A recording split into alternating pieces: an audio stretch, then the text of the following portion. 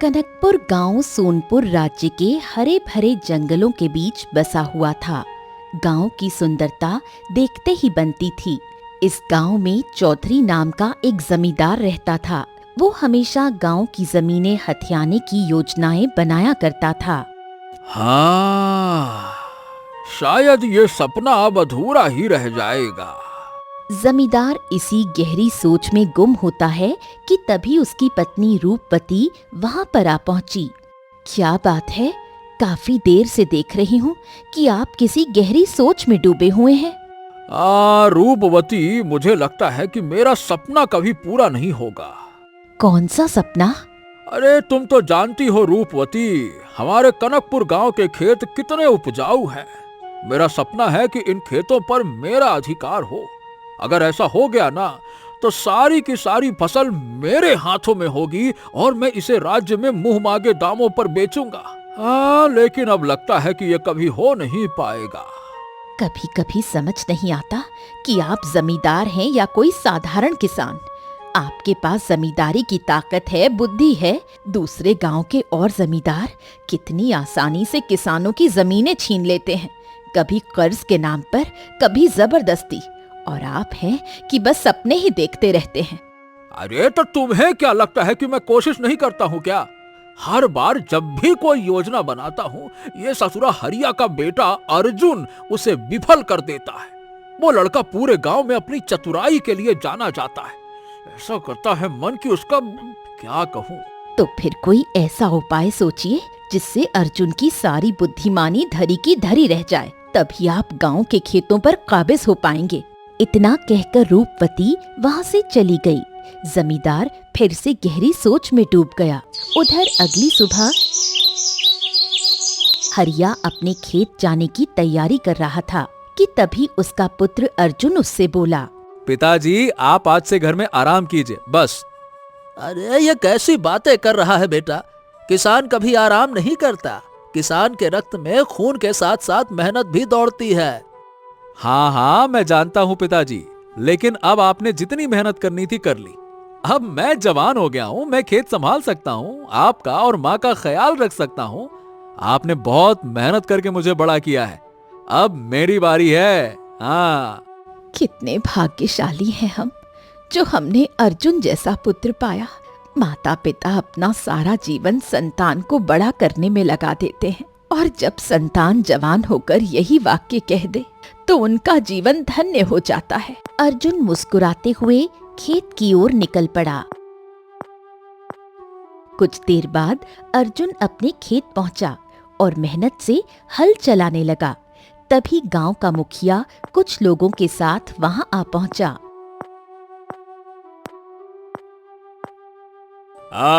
कैसे हो अर्जुन? लगता है कि इस बार तुम्हारी फसल बहुत अच्छी होगी।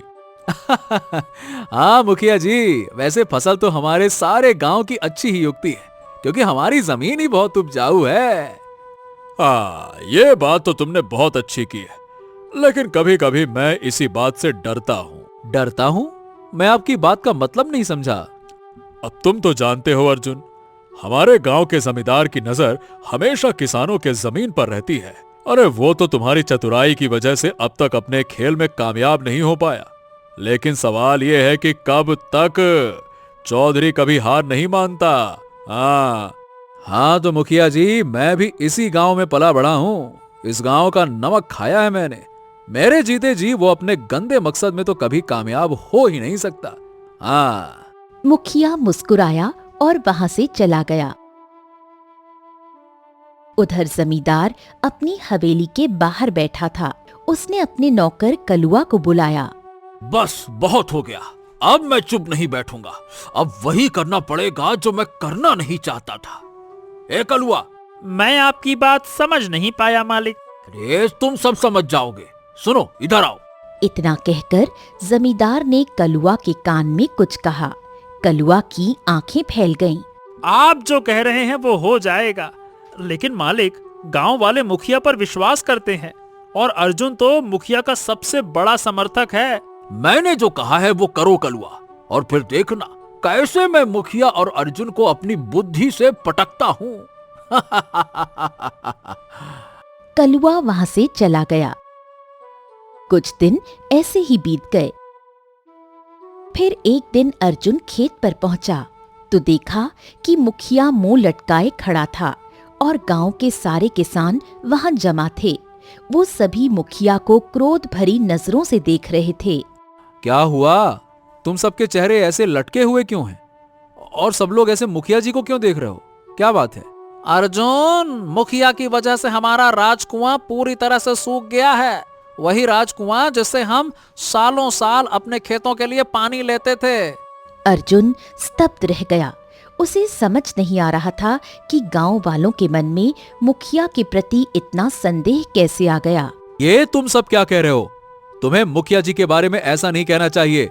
तभी वहां जमींदार चौधरी आ पहुंचा और अर्जुन से बोला, अब गांव वालों को समझ में आ गया है भैया कि तुम और मुखिया कैसे मिलकर सबको मूर्ख बना रहे हो। क्या? तुम्हारी बात का मतलब क्या है जमींदार? अरे भैया, मतलब ये है कि गांव का जो पुराना कुआं है, जिसे राज कुआं कहते हैं, वो अचानक से सूख गया, जबकि बरसों से यही कुआं गांव का आसरा था। अब सिर्फ मुखिया के खेत में पानी जा रहा है क्योंकि उसी ने चोरी छुपे कुएं की नली मोड़ दी अपनी खेत की सिंचाई के लिए। हाँ, अगर ऐसा नहीं है भैया तो बताओ, सिर्फ मुखिया के खेत में ही पानी क्यों है? हमारे खेत काहे सूखे हुए हैं? बताओ। अर्जुन, तुम मुझे जानते हो, मैं ऐसा सोच भी नहीं सकता। सही बताऊं तो मुझे खुद नहीं पता कि ये कैसे हुआ। अर्जुन गहरी सोच में डूब गया। कुछ पल चुप रहा, फिर उसने सबकी ओर देखा।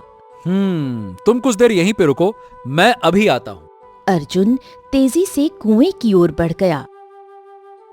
वो आसपास की नालियों और रास्तों का निरीक्षण करने लगा। कुछ घंटों तक वो बिना कुछ कहे सब कुछ देखता रहा। तभी उसके चेहरे पर एक रहस्यमयी मुस्कान आ गई। वो खेत की ओर लौट आया जहां सभी उसका इंतजार कर रहे थे। मैं साबित कर सकता हूं कि ये कुआं मुखिया जी की वजह से नहीं सूखा है। ये सब जमींदार की चाल है। वो कैसे? चलो मेरे साथ। अर्जुन सबको कुएं के पास ले गया। एक बड़े पत्थर की ओर इशारा किया।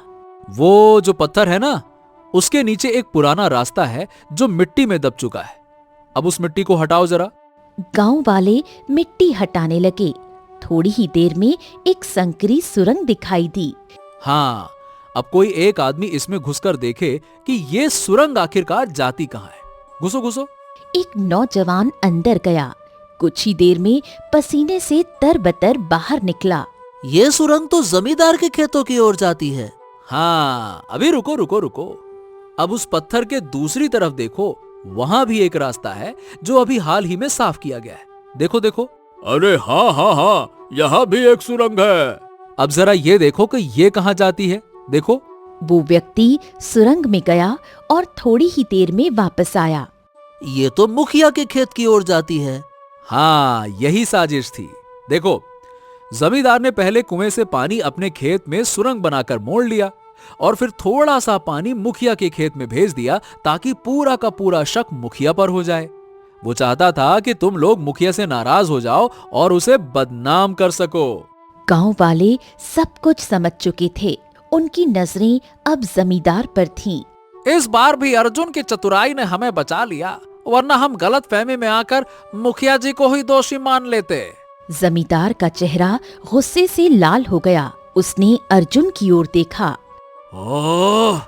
याद रखना अर्जुन, हर किसी का वक्त आता है, मेरा भी आएगा। मैं तुझे देख लूंगा। हाँ? इतना कहकर जमींदार वहां से चला गया। मुखिया ने अर्जुन की ओर देखा। अर्जुन, मैं तुम्हारा कैसे शुक्रिया अदा करूं समझ नहीं आता। तुमने मुझे बदनामी से बचा लिया, बहुत बहुत धन्यवाद। अरे चिंता मत कीजिए मुखिया जी, मैंने कहा था ना, जब तक मैं हूं जमींदार जैसे लोग अपने इरादों में कामयाब नहीं हो पाएंगे। अब चलिए अपने अपने खेतों में काम करते हैं, चलिए। गांव वालों के चेहरे पर मुस्कान लौट आई थी। सब अर्जुन के साथ खेतों की ओर बढ़ चले। शाम ढल चुकी थी। अब अर्जुन घर पहुंचा तो उसे अंदाजा भी नहीं था कि उसके पिता हरिया सब कुछ जान चुके थे। मुझे सब पता लग गया बेटा। कैसे जमींदार ने मुखिया को बदनाम करने की चाल चली और कैसे तूने अपनी चतुराई से उसका सारा खेल ही बिगाड़ दिया। बेटा, हमें तेरी चतुराई पर गर्व है, लेकिन जमींदार से सावधान रहना। आज की हार वो कभी नहीं भूलेगा। उधर जमींदार अपनी हवेली में गहरी सोच में डूबा बैठा था। तभी कलुआ वहां आ पहुंचा। मैंने तो पहले ही कहा था जमींदार मालिक। अरे बकवास बंद कर अपनी।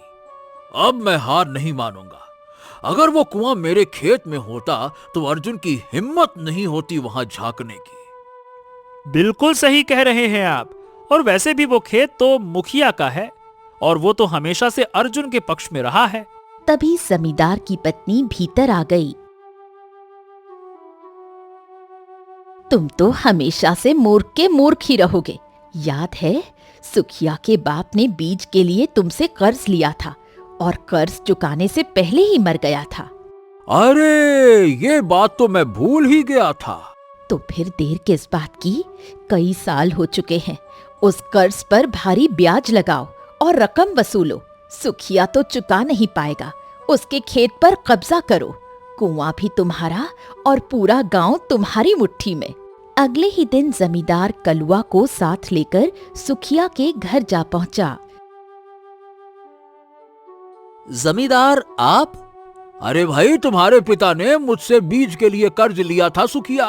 कल रात अचानक से मुझे याद आ गया। हाँ, तो मैं कर चुकाने के लिए तैयार हूँ ना जमींदार जी। जमींदार ने एक कागज सामने रख दिया। हाँ, ये तो बहुत बड़ी रकम है। इतना कर्ज तो मेरे पिताजी ने कभी नहीं लिया था। हाँ, जानता हूँ, लेकिन कर्ज पुराना है भैया, तो ब्याज तो लगेगा, और ये ब्याज सहित पूरी रकम है। अरे ये तो अन्याय है। देखो भैया, जब तक रकम नहीं चुकाओगे तुम्हारा खेत अब मेरा है। अरे अगर आप खेत छीन लेंगे तो मैं क्या करूंगा? जाकर अर्जुन से मदद मांग ले।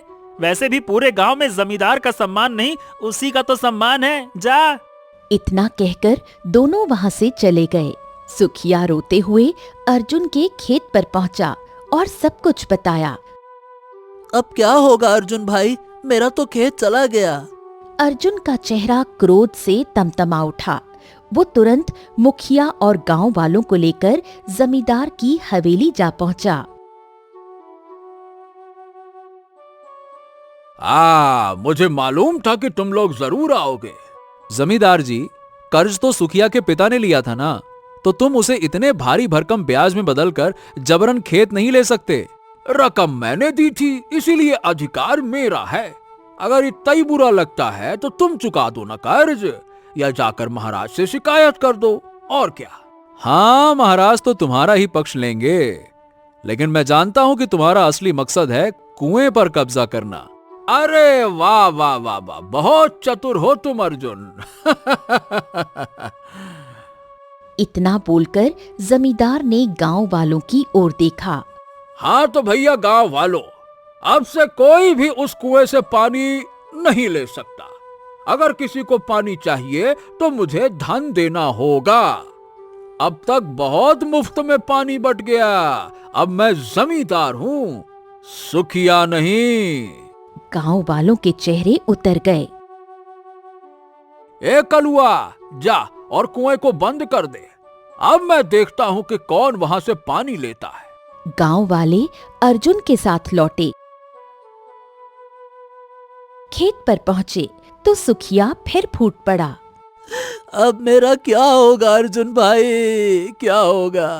अर्जुन, हमें सुखिया की मदद करनी होगी। मुखिया जी, अब बात केवल सुखिया की नहीं है, अब सवाल पूरे गांव का है। आपने सुना ना, जमींदार अब कुएं से पानी के बदले में धन मांगेगा। उसका सपना है कि वो धीरे धीरे पूरे गांव की जमीन हथिया लेगा। मुखिया ठिठक गया। उसके चेहरे पर सोच की रेखाएं गहरी हो गईं। इतनी गहराई से तो मैंने सोचा ही नहीं था। कुछ देर बाद अर्जुन घर लौट आया। उसके माता पिता की आंखों में चिंता साफ झलक रही थी। गांव का पानी अब जमींदार की मुट्ठी में था और अगला निशाना शायद उनका खेत था। अर्जुन, अब तू ही बता, हम तो किसान हैं भाई, हमारे खेत का क्या होगा? क्या हमें भी अब पानी के लिए जमींदार को धन चुकाना पड़ेगा? बेटा, तू अब क्या करेगा? हाँ, चिंता मत कीजिए माँ, मैंने कुछ सोच रखा है। अब वक्त है पूरे गांव को साथ लाने का। अगली सुबह अर्जुन ने गांव के बड़े बुजुर्गों, मुखिया और प्रमुख किसानों को अपने खेत पर बुलाया। हर चेहरा सवालों से भरा था और उम्मीदों से भी। आप सबके सामने एक रास्ता रखना चाहता हूं। हम वर्षों से केवल उस कुएं के भरोसे हैं और यही हमारी सबसे बड़ी भूल रही है। अब वक्त है खुद का पानी खुद बचाने का। क्या मतलब है अर्जुन? मतलब यह है कि हमारे गांव के पीछे जो छोटे छोटे तालाब हैं, अगर हम वहां तक कच्ची नहरें बना लें तो बारिश का सारा पानी वहां जमा हो सकता है। अरे लेकिन अर्जुन, उसके लिए मेहनत लगेगी और समय भी। हाँ लगेगा, लेकिन यह मेहनत हमारी जमीन की आजादी की कीमत होगी। अगर आज नहीं जागे तो कल हर खेत पर जमींदार की मुहर होगी। तुमने जो बात कही है ना अर्जुन, वो सीधे दिल में उतर गई है। हाँ, हम तैयार हैं, बताओ कब शुरू करें? कब क्या, अभी से। और मैं कल रात ही नक्शा बना चुका हूं कि कहां कहां से नहरें निकाली जा सकती हैं। हमें सिर्फ और सिर्फ मिलकर काम करना है। उसी दिन गांव के लोगों ने अपने अपने औजार निकाले। खेतों में हल के साथ अब फावड़े चलने लगे। हर कदम पर अर्जुन की आवाज गूंजती थी और हर दिल में उम्मीद की नमी उभर रही थी। मेरा बेटा आज सचमुच गांव का बेटा बन गया है। हाँ, और जमींदार को अब समझ में आएगा कि किसानों को दबाया नहीं जा सकता और ना ही हराया जा सकता है। कुछ ही दिनों में गांव की नहरें पूरी हो गईं। बारिश ने साथ दिया और तालाबों में पानी लबालब भर गया। खेतों में हरियाली लौट आई। लेकिन जमींदार के चेहरे की हवाइयां उड़ने लगीं। ओह! एक बार फिर से उस अर्जुन ने मेरी सारी योजना पर पानी फेर दिया। चिंता मत कीजिए, उसने गांव का पानी तो बचा लिया, लेकिन सुखिया का खेत छुड़ाकर नहीं दे सकता। वहां वो जरूर हार जाएगा। मालकिन एकदम सही कह रही हैं। मैं अर्जुन को जानता हूँ।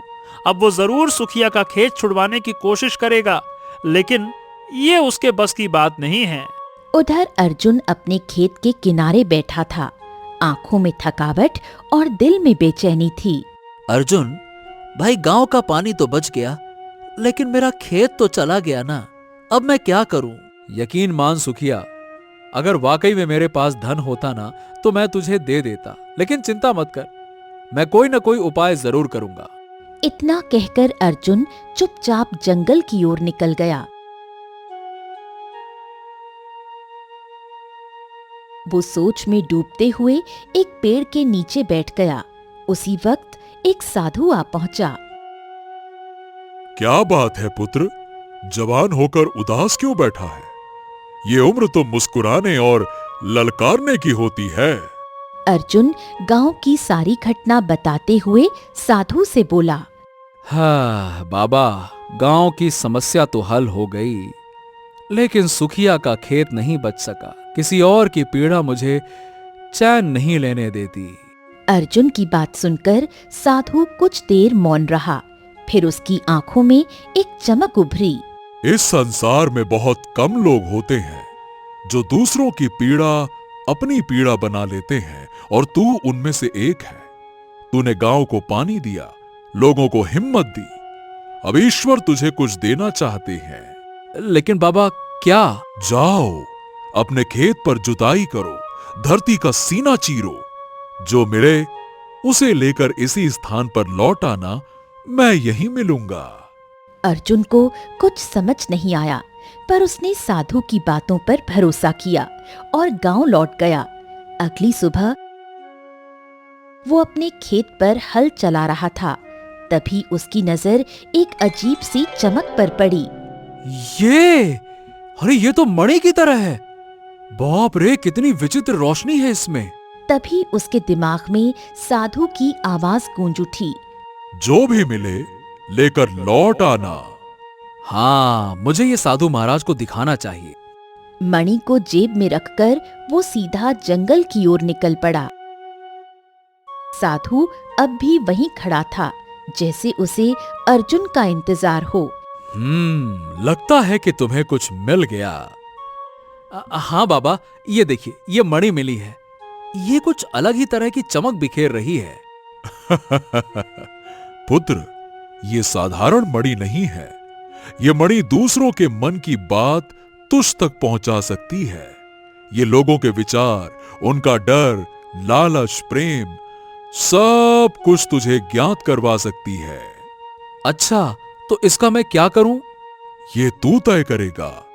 तू गांव के उस चतुर बेटे की संतान है जो खेत की मिट्टी से भी रास्ता निकाल लेता था। इस मणि से तू केवल सुखिया का खेत ही नहीं, इस राज्य की दशा भी बदल सकता है। इतना कहकर साधु अदृश्य हो गया और अर्जुन अपने भीतर के सवालों के साथ मणि को सीने से लगाकर जंगल से लौट चला। समय ऐसे ही बीतता रहा। एक दिन जब अर्जुन की फसल तैयार हुई तो वो उम्मीद लेकर राज्य की मंडी पहुंचा। हाँ, अब की बार भाव अच्छे मिलें तो सुखिया की मदद जरूर करूंगा। मंडी में उसकी फसल डालते ही एक व्यापारी की निगाह उस पर जा टिकी। वाह वाह वाह, इसकी फसल तो बेहद उम्दा है। अगर इसके पूरे गांव की फसल मुझे मिल जाए तो कीमत 3 गुना भी दूं तो फायदा ही होगा। बस शर्त यही है कि पूरा गांव तो मिले। ये आवाज, ये तो इसके मन की बात मेरे कानों में क्यों गूंज रही है? तभी अर्जुन को याद आया साधु महाराज की दी हुई मणि। उसने मणि निकाली जो रंग बिरंगी किरणों से चमक रही थी। साधु महाराज, आपने सच कहा था। अर्जुन व्यापारी के पास चला गया। हाँ हाँ, तो बताइए, क्या आप मेरी फसल खरीदेंगे? हाँ हाँ, खरीदूंगा खरीदूंगा, अच्छी कीमत दूंगा, पर मेरी जरूरत इससे ज्यादा की है। मेरा गांव मेरा सम्मान करता है। मैं चाहता हूँ कि आप पूरे गांव की फसल खरीद लें। पूरा गांव? फिर तो मैं दुगनी कीमत दूंगा। नहीं नहीं नहीं नहीं नहीं, मैं गांव वालों को तभी मना पाऊंगा जब आप 3 गुना कीमत देंगे। अरे, ये तो वही बात है जो मैं मन में सोच रहा था। हैं, क्या इसने मेरा मन पढ़ लिया क्या? ठीक है, मैं 3 गुना कीमत दूंगा। चलो, अब कल मंडी में मैं इंतजार करूंगा। अर्जुन दौड़ते हुए गांव पहुंचा और मुखिया से मिला। मुखिया जी, एक व्यापारी मिला है जो पूरे गांव की फसल 3 गुना कीमत पर खरीदना चाहता है। अरे वाह, ये तो बहुत ही शुभ समाचार है अर्जुन। लेकिन मैं चाहता हूँ मुखिया जी कि जो भी लाभ हो उससे सुखिया की जमीन छुड़वाई जाए। तुम्हारा संकल्प नेक है। मैं गांव वालों से बात करूंगा। गांव एकजुट हो गया। अगले दिन सबकी फसल व्यापारी को बेच दी गई। उसके बाद अर्जुन, मुखिया और गांव वाले सीधे जमींदार की हवेली पहुंचे। इतने सारे लोग? क्या बात है? बात यह है कि ये लो तुम्हारा ब्याज सहित सारा धन। अब सुखिया की जमीन उसे वापस कर दो। अर्जुन, मैं तुम्हारा उपकार कभी नहीं भूलूंगा मेरे मित्र। हाँ, ये बताओ, इतना धन कहां से आया? तुम्हें इस बात से कोई मतलब नहीं है जमींदार। और हाँ, अब तुम्हारे किसी आदमी को सुखिया के खेत की ओर आते जाते हुए देखा ना, तो पूरा गांव मिलकर तुम्हें जवाब देगा। जमींदार क्रोध से कांप उठा। अर्जुन के पीछे अब निगरानी शुरू हो गई।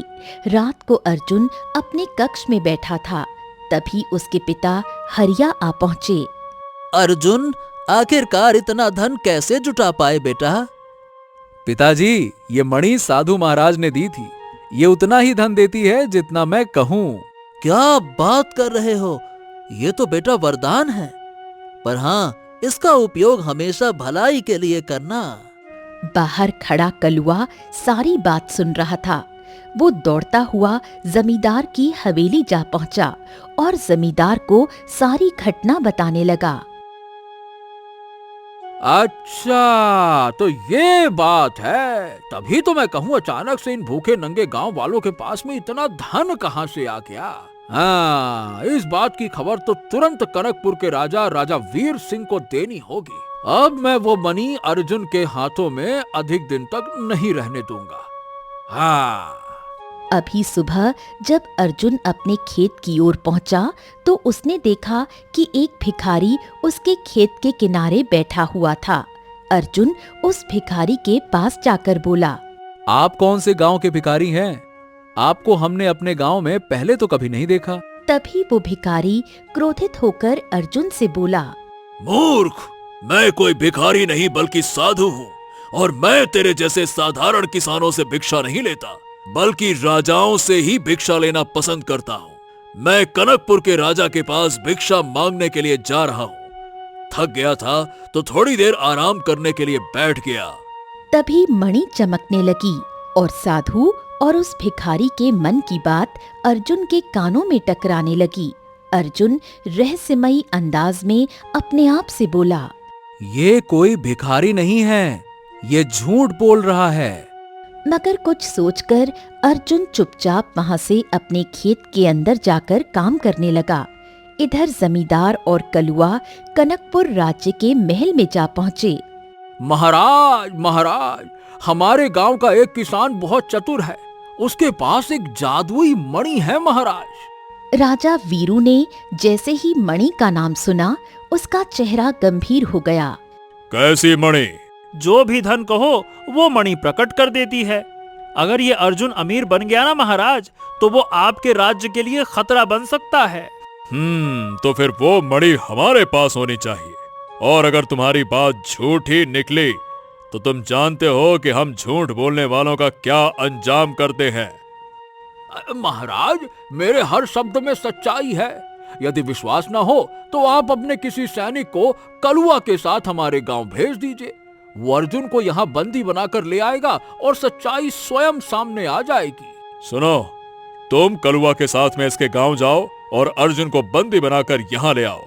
सैनिक तुरंत आदेश मानकर कलुआ के साथ चल पड़ा।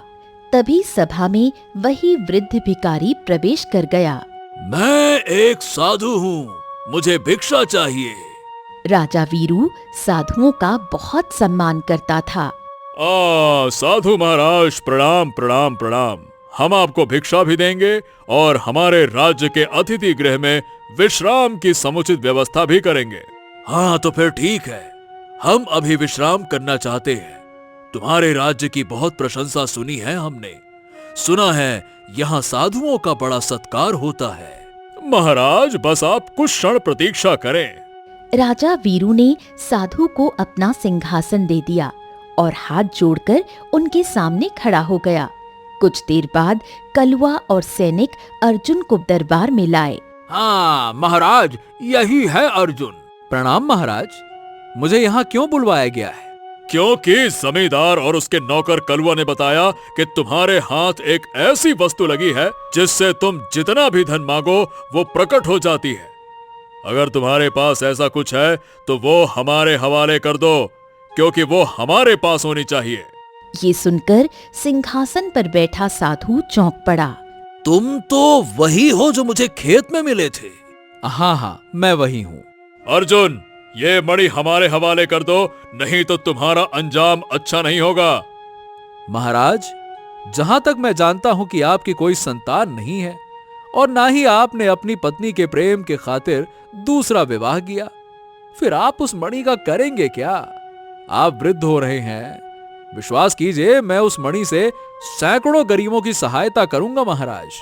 मुझे समझाने की कोशिश मत करो, वरना मेरा ध्यान भटक जाएगा। हमने जो आदेश दिया है उसका पालन करो। क्यों अर्जुन? अरे भैया, आज तो तुम्हें हमने बिल्कुल सही जगह पे फंसाया है। अब तुम्हें मणि महाराज को देनी ही पड़ेगी। क्यों अर्जुन, बहुत चतुर बनते हो ना?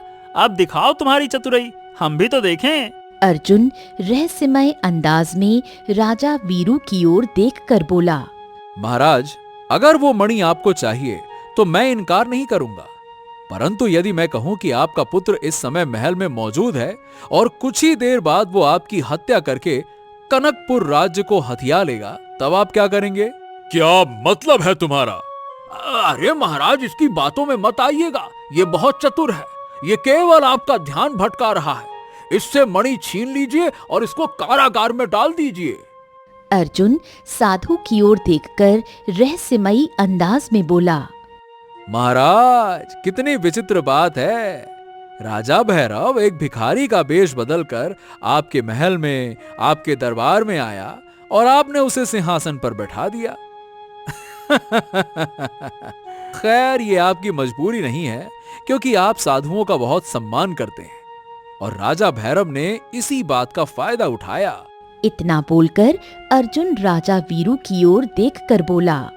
ये देखिए महाराज, आप मेरी जान लेकर वो मणि प्राप्त करना चाहते हैं, पर मैं आपको बचाना चाहता हूं। तो अब आप ही अंदाजा लगाइए कि किसका ध्यान भटक रहा है, मैं, जमींदार या फिर कलुआ? ये सुनकर राजा वीरू चौंक गया और साधु की ओर देखने लगा। तभी वो साधु गुस्से से उठ खड़ा हुआ और अचानक तलवार निकालकर राजा वीरू की गर्दन पर रखते हुए बोला। हाँ मूर्ख, तुझे कैसे पता कि मैं राजा भैरव हूँ? क्योंकि जिस मणि की बात महाराज कर रहे थे, वो मणि धन प्रकट नहीं करती। वो तो केवल दूसरों के मन की बातें मुझ तक पहुंचा देती है। सुबह जब तुम मुझसे खेत में मिले थे, तब मैंने तुम्हारा मन पढ़ लिया था। मैं समझ गया था कि तुम राजा भैरव हो, जो साधु के भेष में किसी बुरे मकसद से यहाँ पे आ रहे हो। इतना बोलकर अर्जुन जमींदार और कलुआ की ओर देखकर बोला। मैं ये भी जानता था कि जब मैं मुखिया का कर चुकाऊंगा तो जमींदार कलुआ को मुझ पर नजर रखने के लिए कहेगा, और कल रात भी मैं जानता था कि कलुआ बाहर खड़ा होकर हमारे परिवार की बातें सुन रहा था। इसीलिए मैंने जानबूझकर अपने पिता से कहा कि मेरे हाथ एक ऐसी मणि लगी है जो धन प्रकट कर सकती है, और वो जबकि एक झूठ था। मुझे पता था कि जमींदार अगली सुबह उस मणि को छीनने का प्रयास राजा वीरू सिंह के जरिए जारी रखेगा। इतना बोलकर अर्जुन राजा भैरव की ओर देखकर बोला। और जब मैंने तुम्हें पहचान लिया था, तब मैं जानता था कि मेरा बुलावा महल से आ ही जाएगा। आमना सामना तुमसे होना तय था। इतना कहकर अर्जुन ने एक जोरदार वार भिखारी रूपी भैरव पर कर दिया। भैरव नीचे गिर पड़ा। अरे देखते क्या हो, भैरव को बंदी बना लो। भैरव को बंदी बना लिया गया और कारागार में डाल दिया गया। अर्जुन, तुम अत्यंत चतुर हो। मैं तुम्हें मारना चाहता था सिर्फ एक मणि के लालच में, और तुमने मुझे ही बचा लिया, बल्कि मेरे पूरे राज्य को बचाया। हाँ, मेरी कोई संतान नहीं है। मैं चाहता हूँ कि अगला राजा कोई ऐसा हो जो चतुर हो, न्यायप्रिय हो और प्रजा के प्रति सच्चा प्रेम रखता हो। मैं तुम्हें ये राज्य सौंपना चाहता हूँ। ये सुनकर जमींदार और कलुआ स्तब्ध रह गए। अब तुम राजा हो, तुम जो फैसला करोगे वही होगा। तो ठीक है, जमींदार और कलुआ को बंदी बना लिया जाए। उसी दिन अर्जुन को कनकपुर राज्य का राजा घोषित किया गया। इस तरह एक किसान का चतुर बेटा अपनी बुद्धि, अपने साहस और अपने सच्चे मन के बल पर राजा बन गया।